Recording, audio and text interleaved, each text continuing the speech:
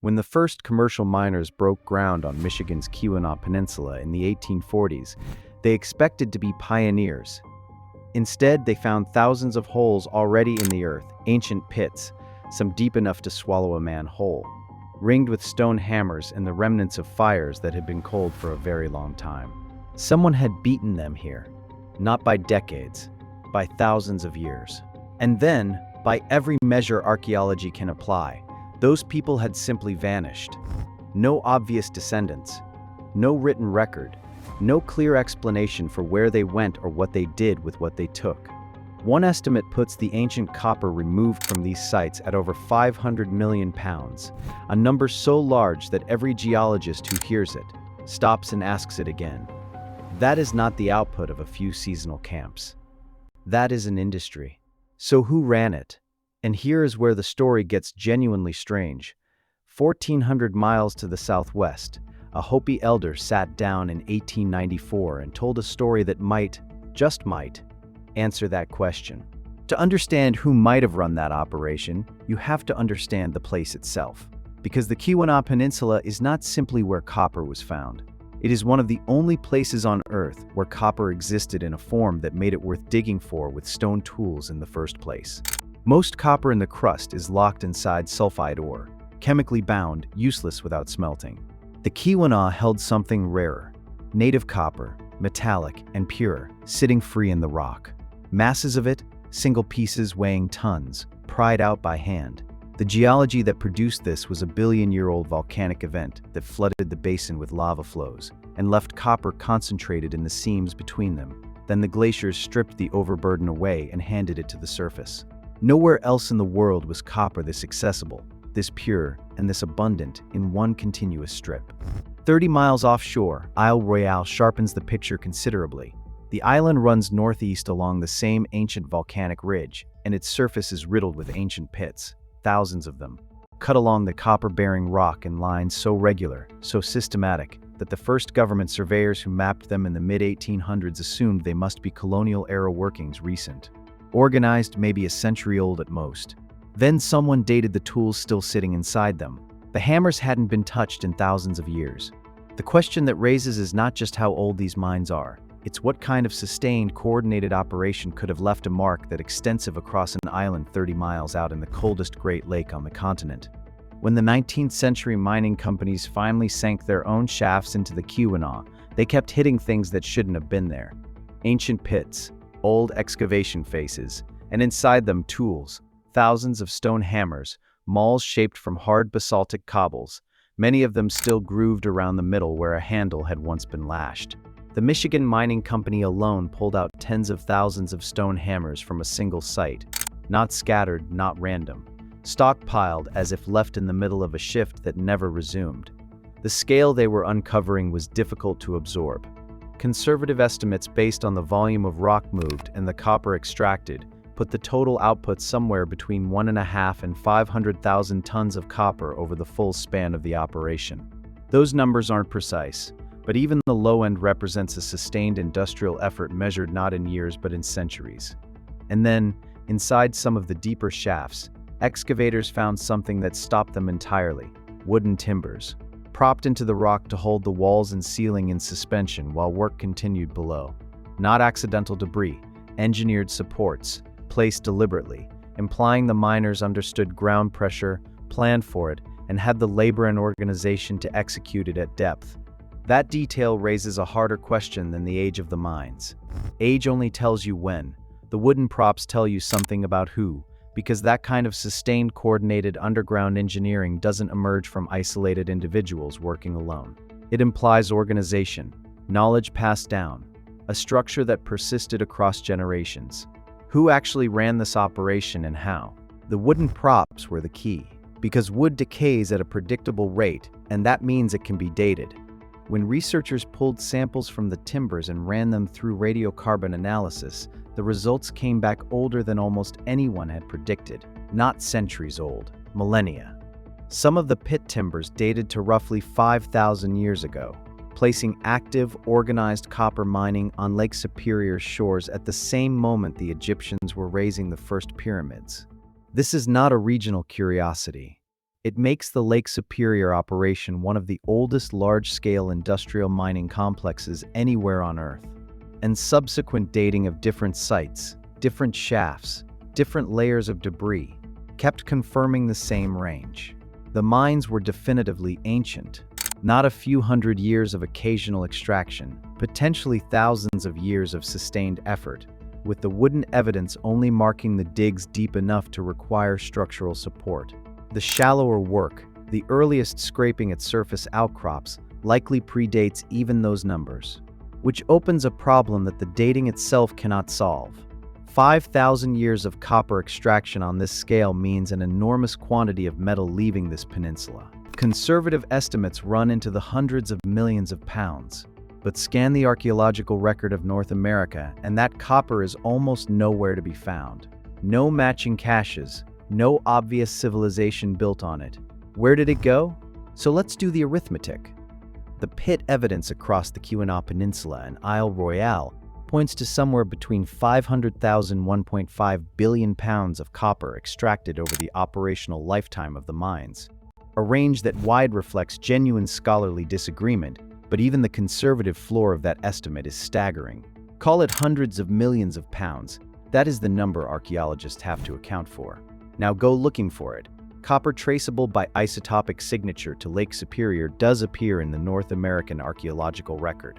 Hopewell burial mounds in Ohio, some Mississippian sites further south, scattered caches of worked ornaments and tools across the Great Lakes region. Real finds, carefully documented. But when researchers total the copper mass those finds represent, it comes to a small fraction of what the pit evidence suggests left the peninsula. The numbers simply do not balance. The archaeological record of North America cannot absorb the extraction record of Lake Superior, which forces a question the dating evidence alone was never going to answer. If the copper did not stay here in recoverable quantities, if it didn't accumulate into cities, into hoards, into the kind of material density you'd expect from centuries of surplus, then it went somewhere else. And if it went somewhere else, some other culture's archaeological record should show an anomaly, a sudden unexplained abundance of copper at roughly the right time.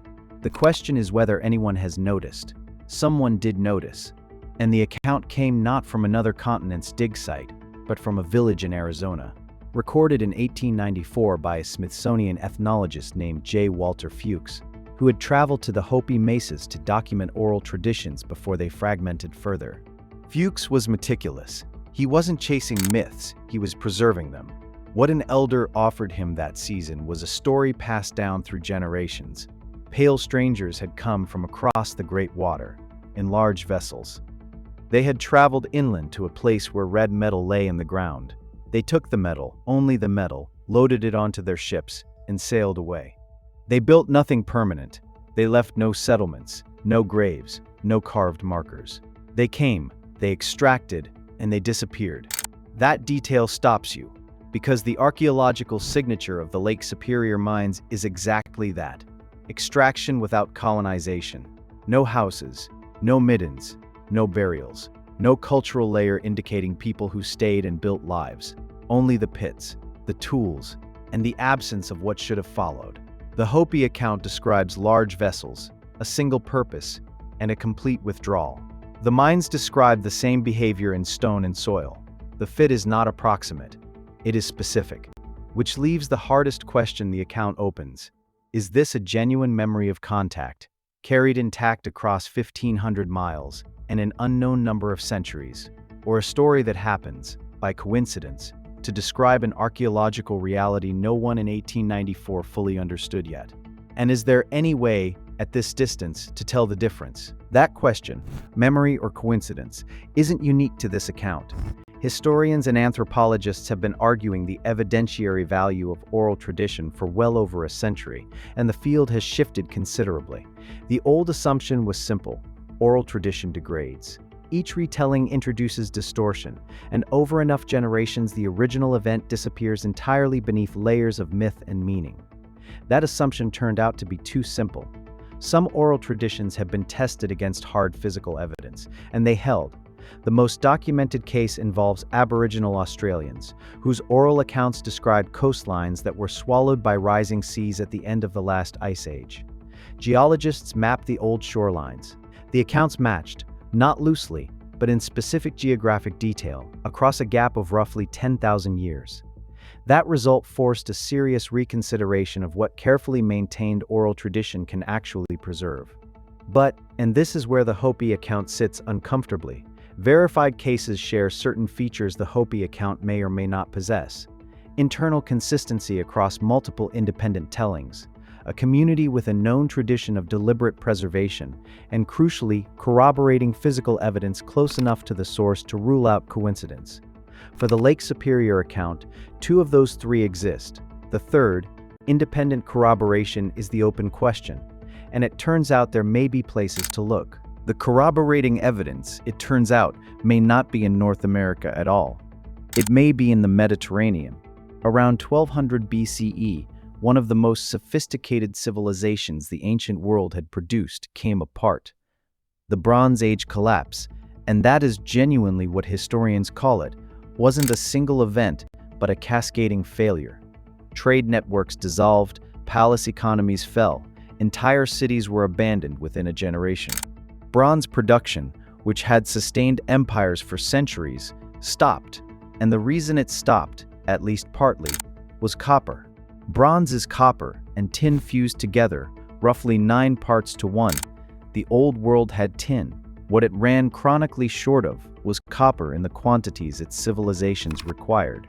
Here is where the chemical evidence enters, and where it gets genuinely contentious. Bronze artifacts from the Mediterranean, weapons, tools, ingots, carry trace element signatures, chemical fingerprints from the specific ore body they came from. Researchers comparing those fingerprints against known Old World copper deposits have found a portion of Bronze Age bronze that doesn't match any identified European or Near Eastern source. Some of those researchers have pointed at Lake Superior. The copper there is native copper, chemically distinct, with a trace element profile unlike most Old World deposits. The argument, stated plainly, some of the metal that built the Bronze Age civilizations may have been pulled out of the ground in Michigan. Whether that's true requires asking a harder question. What would the trade route connecting those two places have actually looked like? So the chemistry pointed somewhere uncomfortable. Bronze artifacts from the Mediterranean, some fraction of them, carrying a trace element signature that didn't match Europe, didn't match the Near East, and that certain researchers argued matched the native copper of Lake Superior. That claim deserves scrutiny, because isotopic analysis is powerful and also genuinely contestable. Here is what the method can and cannot do. Let isotope ratios in copper ore vary by geological formation. If you know your artifact's ratio and you have a well-sampled database of source deposits, you can sometimes exclude certain origins. The problem is the database. Old World copper deposits are not uniformly cataloged. New ore bodies get characterized, reference points shift, and a signature that seemed to have no Old World match in 2005 may find a candidate source in a 2019 survey. Several archaeologists have pushed back on the Lake Superior interpretation precisely on these grounds. Not that the chemistry is wrong, but that absence of a known match is not proof of an exotic source. But then there is a finding that sits outside the chemistry entirely. In 2021, researchers examining artifacts from a burial mound in Michigan identified amber beads, Baltic amber, physically traced, by its succinic acid content, to the shores of the Baltic Sea. Not a chemical inference, an object. Amber from 4,000 miles away, sitting in a North American burial context. Whatever network moved that amber east to west, something was moving along that corridor. The isotopes remain debated. The amber bead does not explain itself away quite so easily. The amber bead is the honest place to start this accounting, because it does what good evidence is supposed to do. It refuses to be dismissed on a technicality. It is a physical object with a traceable origin, and its presence in a Michigan burial context proves, at minimum, that long-distance exchange networks were operating across this continent at a scale most people would not have assumed. That much is established. What is also established, the mining itself was enormous. The pits are real. The hammerstones are real. The extracted tonnage estimated from the physical evidence left behind is real. Carbon dating places the heaviest activity between roughly 5,000 and 1,000 years ago, with the bulk of it concentrated in a window that archaeologists broadly agree on.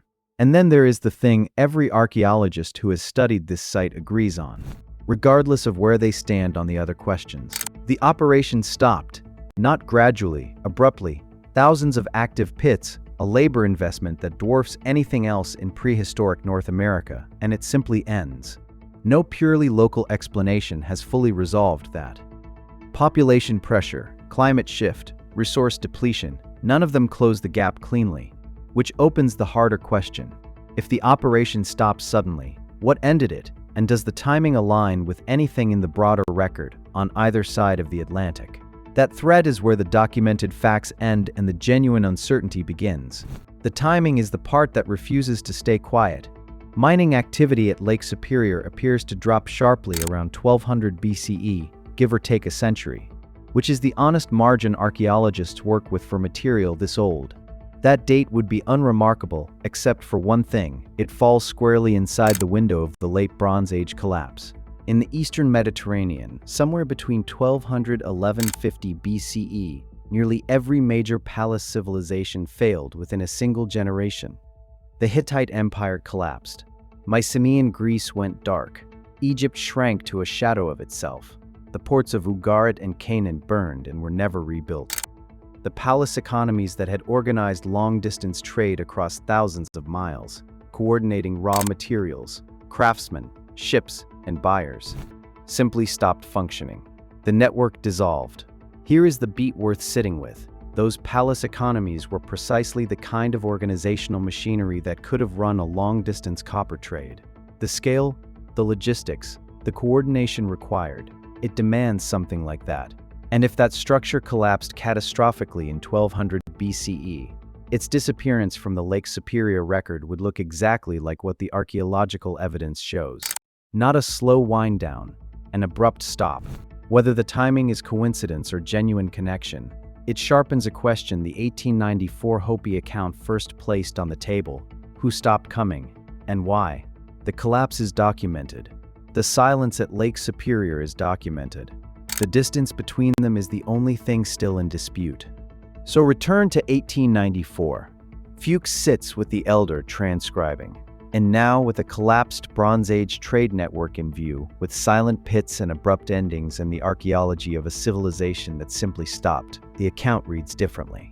Not as mythology reaching for an explanation it cannot find, as memory compressing something real into the shape a story can carry across centuries. The elder describes figures who came from across the water, worked the copper, and vanished. That is not the structure of a creation myth. Creation myths explain origins. This one explains an absence. An absence is precisely what the archaeological record left behind. The collapse is there. The silence at Lake Superior is there. Now consider one more thing Fuchs recorded: the word used for the miners. In his transcription, the term translates loosely as the ones who knew the stone. Not traders who happened to carry metal. Not visitors who stumbled onto a resource. People defined by their relationship to it. That is a description of an expert metallurgical culture, passed down through the people who watched them work. And if that framing is right, if this is compressed historical memory rather than elaborated myth, then it changes what archaeologists should be looking for entirely. Not just evidence of extraction, but evidence of who taught the technique, who directed the work, and where that knowledge went when the boat stopped coming. Here is what we actually know. Between roughly 5000 and 1200 BCE, someone removed an estimated 500 million pounds of copper from the Lake Superior Basin. The pits are real. The hammerstones are real. The scale is real, and it is extraordinary by any standard of ancient industry. What we do not know is where the bulk of that metal went, who directed the operation at its height, and why it stopped so completely that the mines sat in silence long enough for forests to reclaim them before Europeans arrived. The pits are still there, thousands of them, most unexcavated, and every season of fieldwork has added to the anomaly rather than explained it away. New radiocarbon dates, new evidence of scale, new silence where an answer should be. What could close this? Isotopic analysis of copper artifacts found far from Lake Superior can fingerprint their source, and that work is ongoing. Ancient DNA from burial sites contemporaneous with the mining peaks may eventually tell us whether population movement accompanied the metal. The archaeology is not finished. It has barely begun, relative to what lies beneath that ground. This is not a fringe question dressed in mystery. The copper itself is the anchor. Isotopic analysis of ancient copper artifacts found across eastern North America, from the Ohio Hopewell burial mounds to sites along the Gulf Coast, traces a significant portion back to Lake Superior's native copper deposits. Somebody moved enormous quantities of raw metal across a continent, and the archaeological record confirms it happened over centuries. What remains genuinely unknown is who organized that movement at scale, and where the extracted copper went in such volume that even conservative estimates suggest the mines produced somewhere between 1 and 500 million pounds over their operational lifetime. That gap between extraction and known artifact counts is not a rounding error. It is the central unsolved problem. The Hopi account does not close that gap, but it describes a direction and a departure, which makes it evidence worth treating seriously rather than dismissing as legend.